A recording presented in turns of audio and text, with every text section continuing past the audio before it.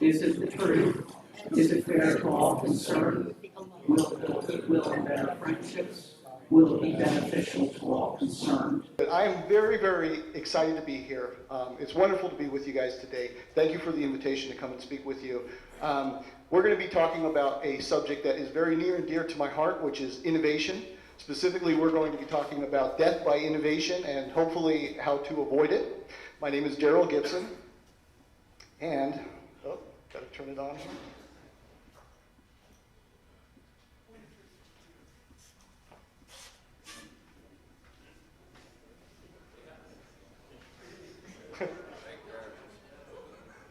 There we go. Okay, so just as a little bit of a background here, I am a serial entrepreneur. I founded about a dozen companies. I was an intelligence analyst with the FBI. I was a consultant for lessons learned programs for the government. I oversaw about $1 billion worth of proposals for advanced military developmental technologies. And I'm a 14-year military veteran with 2 combat tours. Currently what I do now is I am the founder of a company called InnovativeX, and we make online digital products that enable people to develop and commercialize their ideas, take it through with funding and building a business around it, scaling it up, all of that. The other thing that I do is I'm an innovation and future trends consultant, which is a fancy way of saying that I either help companies to develop their ideas, I help them to create a culture that develops ideas, or I help them to position themselves so that they can identify and be able to move on trends that occur probably about 5 or 10 years down to the future. And we'll talk about that more because that's important. So with that said, before we dive in here, can anybody tell me what that is? Donald Trump's hair. Is not Donald Trump's hair. That is actually a piece of fluff. And the reason I'm showing that to you is because I'm giving you a no fluff guarantee for today only. And that what I'm going to be talking about and sharing with you will hopefully be, it's intended to be useful to you and not theoretical, something that you can apply. And when you leave here today, hopefully you'll have some tools to be able to take back to your companies and organizations. And I'll use those 2 terms interchangeably tonight. But to be able to take them back and to really hopefully make a difference wherever you're working or involved. So, of course, as we go, may generate some questions. I encourage you to not just take what I say and accept it, but to challenge it. And if you have any questions or comments, we'll take those at the end. So with that said, you guys ready to jump in? All right. So innovation. Innovation is everywhere nowadays. You can't turn on the TV or go online or listen to the radio without hearing about some company claiming to be innovative. So apparently every company is innovative. And I wonder, are they all really innovative? Whatever it is, and I think that there's even a challenge in defining what innovation is that most people agree that it's important, right? Mark Twain said that there's lies, there's lies, damn lies, and then there's statistics. So you can take this one for what it's worth here. But I think it's pretty unanimous that innovation is considered important by people. The problem is that we just don't know how to apply it for the most part, or how to implement it in what we're doing. So for the sake of this conversation today, I would like to just define innovation in a very simple way because everybody has a different way of defining it. And we'll just say it's a new way to solve a problem, but most importantly, it results in a deliverable or something tangible, right? Because if we all just sit around in a room and we come up with ideas, that's great, but that doesn't necessarily translate into innovation. So the other important thing to understand about innovation is that innovation is not a singular event. It's not something that you do. It's a way of approaching problems and the way that you kind of look at the world and the challenges that you might face with your organization. And it is important today because everything just moves so fast, right? These markets are just crazy at a speed that we haven't seen before. It's unprecedented. And so, whereas innovation used to be a choice, it really isn't anymore. There's an expression, innovate or perish, and I think that is very true nowadays. Earlier, you might recall that I mentioned that I do some work with future trends and consulting in that. The reason that I mention that is because there's been a huge shift. It used to be that when a company wanted to develop an idea, it was a very expensive process. And it was time consuming, and the resources to be able to do it was not so easy to locate. So nowadays, with the advent of the internet, of course, the democratization of these tools and these resources has brought down the price of it. so that we have very small companies coming out of nowhere with very high quality products and services that they're introducing into industries and just causing major disruption. So a lot of companies are looking at this and they're saying, more of the mid to large size companies, they're saying, how do we, at one point our size was an advantage, and now it's kind of slowing us down and holding us back. How do we convert that back into an advantage? And so they look to the future and try to find trends that are going to have high barriers to entry. So there's a lot of advantages to innovation. Of course, if we're coming up with new ideas, then theoretically we should be thinking up new products and services. Kind of makes sense. And if we are thinking of these things and creating them, then we would hope that we would improve our revenues, and if we're looking at how we're doing things and thinking about how we can improve them, then theoretically we should be lowering expenses. But one of the other great benefits that comes out of it is that when innovation is done right, in a truly innovative environment, you see that the workforce is much more engaged in what they're doing, and they care about what they're doing, which of course affects productivity, which of course goes right to the bottom line. And then the other thing is that when we adopt a innovative mindset, and we look at everything that we're doing within our company or organization, and we're asking ourselves, how can we do this better? Really what we're doing in effect is becoming our own competition. And when we ask this enough, and as we start to implement this, we start to surpass our competition and make them irrelevant. Who doesn't want to make their competition irrelevant? So, this all sounds really great. I'm up here, I'm very enthusiastic about it. It sounds, wonderful, and you're thinking, well, maybe I'm going to go back after this lunch and maybe I'll start innovating and, come up, maybe you're already coming up with some kind of a grand plan, and, it's going to be so good, it's going to make Leonardo da Vinci look like a doofus, and, it's just going to be an amazing thing that you're going to do. And then you go back, try to implement it, and you end up getting something maybe more like this. And, there's a lot of reasons for this, but before we get into how innovation, there's many ways that innovations can kill you, and before we talk about how to prevent that, let's just talk a little bit about how innovation works, because we just need to know kind of some of the ground rules there that go into it. So the first thing is, there was a study done by the Kellogg School of Management, and what they found was, and by the way, they used data that was compiled from software that companies use to develop ideas. Basically, to come up with the ideas and then to kind of prioritize them and figure out which ideas that they want to pursue.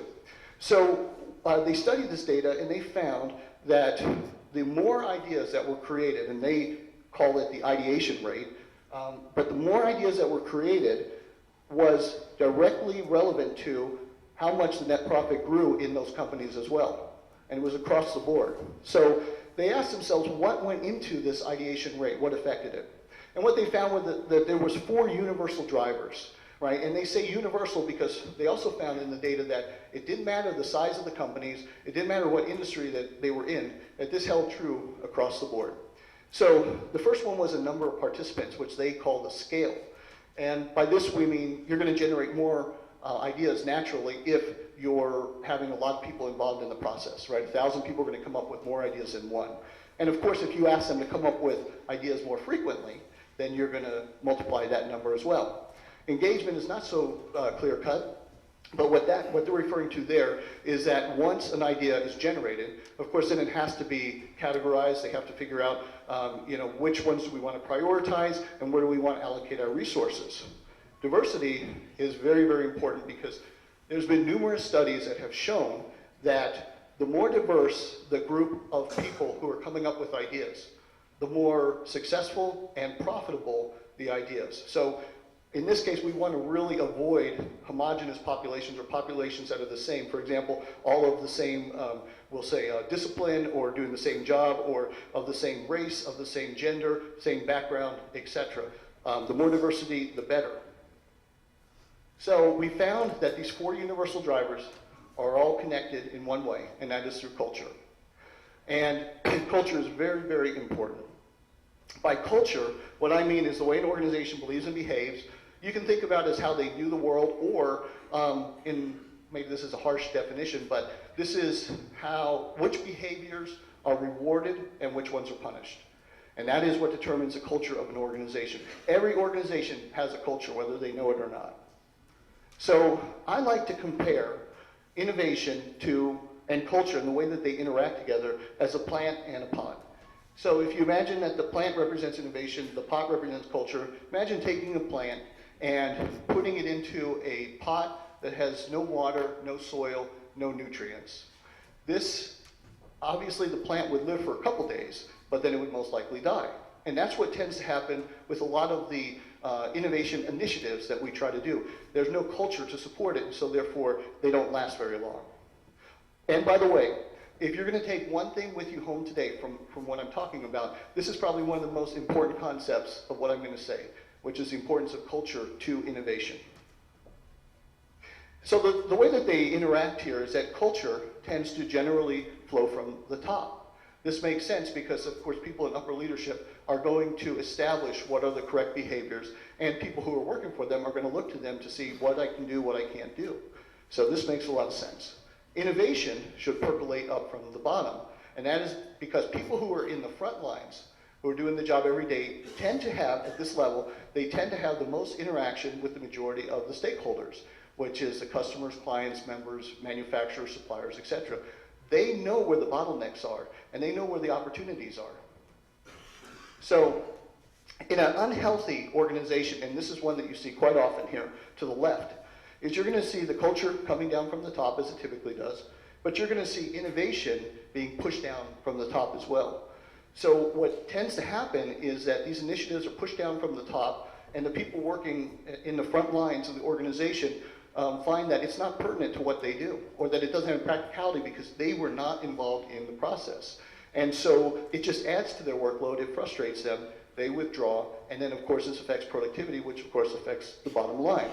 Now in a healthy organization, what we tend to see is the culture flowing from the top, again as it should, innovation percolating up from the bottom, as it should, and they're meeting in the middle, and where an exciting synergy is being created. So with that said, now that we understand a little bit about how innovation and culture work together, let's talk about some different forms of death by innovation, excuse me, and their prevention.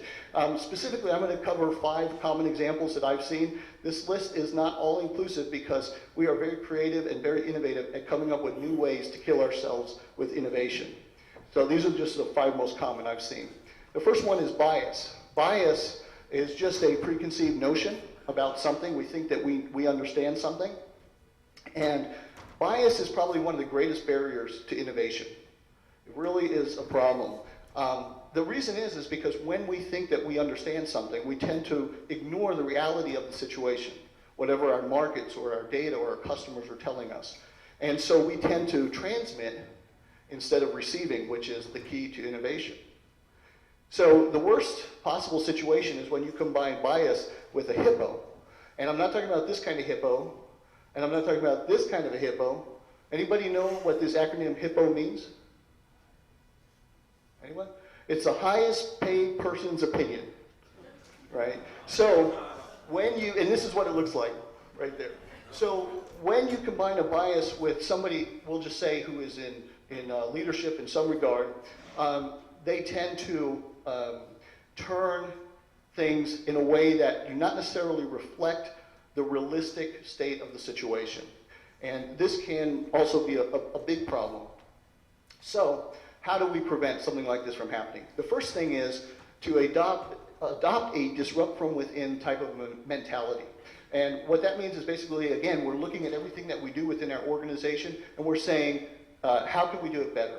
Even sacred things, we're trying to, anything is being examined, and what this does is this addresses biases head on.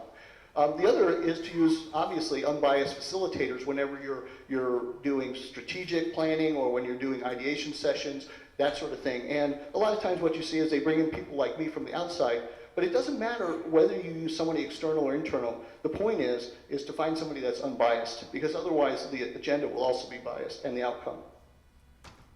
So, second cause of death, babe in the woods. Babies and ideas have a lot in common.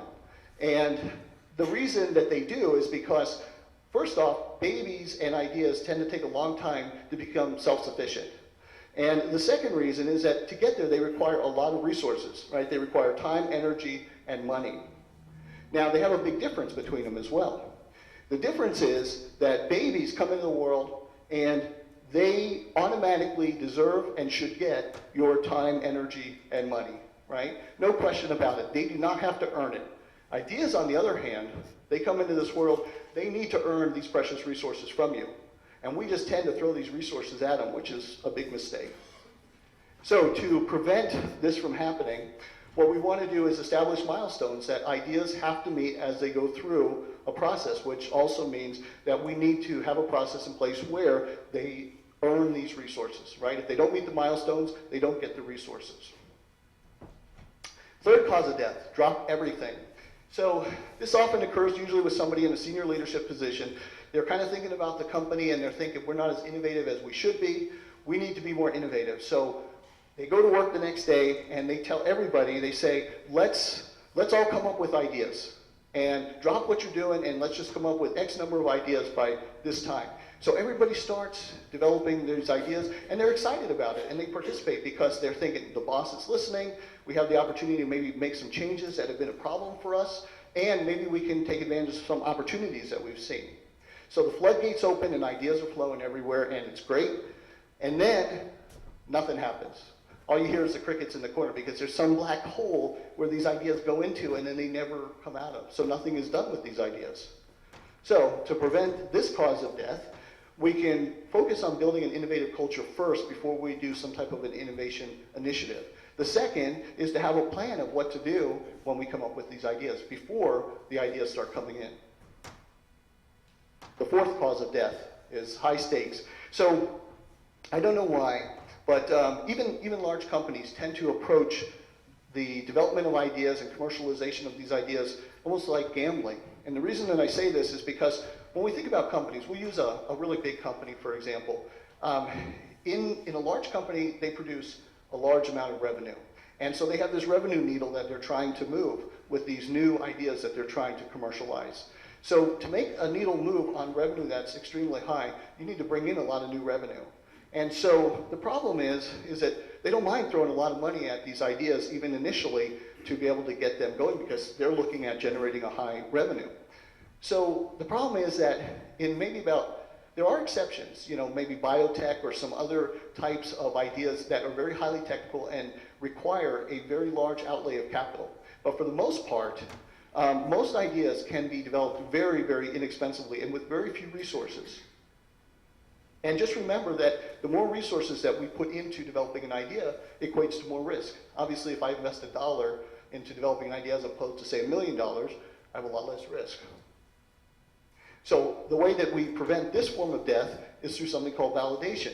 Validation is when we basically find the people who want or need what it is that we're trying to create, and they're willing to pay for it at a level that compensates us for our expenses and our profit margins. So if we cannot find these and we can't meet these requirements, we don't validate the idea, and we certainly don't want to scale it up. But you see a lot of times ideas are scaled up without going through this validation process. All right, the fifth and final cause of death I'll cover today is the punisher. So maybe you have been this person at your job or your work. Maybe you've seen this, but somebody gets an idea. They want to improve something. They want to innovate on something. And so they try to go through the process to do it. And maybe things don't go quite as they planned, or because they're going through the learning process, which is typical of developing ideas, they end up becoming the proverbial nail that's sticking up, and it gets hammered down. And they end up sending a message inadvertently to everybody saying, look, don't worry about innovating, just do your jobs. And so that's obviously a big problem. So there is a reason for this occurring. And it really makes sense once you think about it, which is that we really have two modes in any organization, which is production and innovation. Production is the main focus of the business, right? Even if you don't have a factory, you're producing something. Even if you're not producing something tangible, you're producing some widget that you're trying to deliver. And when we do something at scale, of course, mistakes can be magnified greatly, even if it's a small mistake, and it can become very costly. So we want to become as efficient as possible. Innovation, on the other hand, can produce some amazing things, and as it has. However, to get to that, we have to go through the learning process, which involves making mistakes, failing, and exposing ourselves to risk. So the risk in innovation is very detrimental to production, and they will always resist each other for that reason. So the way that we prevent this is by separating innovation from production. So in other words, encouraging innovation, but making sure that it occurs in a different way than a normal production would occur. The other thing is that we often, in production, we have certain metrics or ways of measuring the efficiency of what we're doing.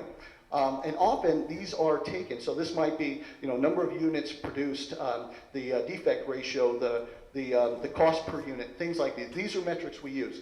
If you try to apply these to innovation, they don't work because innovation would fail every one of those metrics.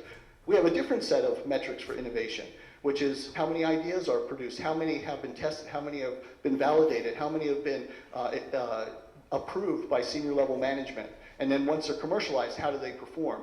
These are metrics that you can measure innovation by. So we have to have a separate set of metrics for innovation. And then finally, we need to have a culture that creates and promotes innovation. And that means that we need to tolerate failure because it is a part of the process. And the interesting thing about failure is that there's been studies done that show that in workplaces where they allow the workers to experiment and to make mistakes and to fail, they found the productivity has actually gone up, on average of about 30%. So it's fairly significant. So first I got you excited about innovation, right? I'm telling you how great it is, and now I'm telling you, whoa, there's a lot of mistakes that can be made and it can be kind of perilous. And you might be sitting there thinking, should I innovate? Should I move forward with maybe what I was thinking about? Well, if you're considering this, God bless you. If you're considering this, what I would suggest is starting out with the mirror test. The mirror test is you look in the mirror and you ask yourself 3 questions. The first one is, am I ready to hear from people at all levels of my organization? And they may not say things that I like. The second is, am I willing to tolerate failure or mistakes? And then the third, is am I willing to challenge perspectives that I hold on things, maybe things that have been sacred cows for us for a very long time. If you can do this and you say, yes, I'm ready to do these things, well, then you're ready to move forward. But naturally, you may have some concerns. And one of the concerns is with a lot of people, when they think about innovation, they think about creativity. They think about we're not creative people, we don't tend to come up with a lot of ideas, and so they tend not to pursue innovation. But here's the good news about it. First of all, is that everybody is creative in some way. Everybody has the ability to improve their creativity. And the third thing is that creativity is not the most important thing to be able to innovate and develop ideas. It's the ability to remain objective and to pay attention to your surroundings and to try to learn and observe in an unbiased way. That is much more important than creativity. So maybe I've convinced you that, okay, so we're not going to let the creativity issue trip us up, but I don't know of any ideas within our organization that are really apparent for us to start innovating with. Well, think about, again, I use the analogy of a plant, but in this case it's in the desert. Desert is a very harsh environment. It doesn't promote the growth of plants, and when you see them, they're very sporadic throughout the desert. Now, a little change in that environment, however, maybe some rain comes, and you see them blooming everywhere for the time that precipitation is around. Now, your cultures are not very much different than this kind of environment. If you make just a few changes, you will see these ideas proliferate. There's companies that bring in people, outside people, to help them to develop ideas. There's nothing wrong with this, but I guarantee you that you're going to be amazed at the number of ideas that are just waiting to be developed within your own organization. The other thing is, sometimes companies think they're not the right profile to innovate, for whatever reason. But the truth is that innovation is for everybody. It doesn't matter how small or large the company is or what industry that you're involved in. Because the truth of the matter is that innovation is relative. Not relative like these crazy people, but relative in the sense that it's relative to where you're at. It's not even relative to your competition or the market. It's where you are at in the innovation cycle. So for example, my parents had a mom and pop store for many years, and they took their money to make change with, and they put it in a coffee mug up at the front of the store underneath the counter. And next to it, they had a line notebook, and then they would write out receipts for people if they needed to. So this was pretty basic, we'll say, technology, if you even want to call it that. That was their approach to it. If they were just to take a drawer and mount it underneath that counter, that would allow them to separate out the money and then use pre-printed receipts where they could just fill in the blanks. That would have been innovation, because it's relative to where they were at the time, even though it's fairly simple. Some people are concerned that, yeah, we do have ideas, but our ideas are really big, and if we were to pursue them, they would bankrupt the company or expose us to too much risk. Well, the good news here is that thinking big is great, and you definitely want to think big, but you just want to approach it in small steps. And the reason that we do that is we know that going through the learning process that we're going to experience risk, we're going to experience failure, we're going to make mistakes. So by taking small steps, our exposure is also very limited. And so that way we can achieve big things in very small ways. So finally, the biggest concern is probably this technical thing. Everybody associates innovation with technology. And the truth of it is that really, when you think about the application of innovation, it often comes in the form of some technology or another. However, innovation starts and ends with people. Not these people, these are the village people, but people. And that's what we have to remember. So finally, I want to leave you with just a final thought here. People's enthusiasm dies in organizations that don't empower them to be the best version of themselves every day. The reason that I just love innovation is because I believe that it unleashes the true potential of the human spirit. It makes it so that we can realize our full potential. And when it is done right, you create an environment where people are excited to come to work. They're excited to participate. They feel like they're making a difference. They feel like they can bring about change. And they're engaged. And of course, all of this has wonderful ramifications for the rest of the business, including the bottom line. So with that said, that's my story. I'm sticking to it. These are some services I provide, my contact information. Happy to take any questions you might have at this time.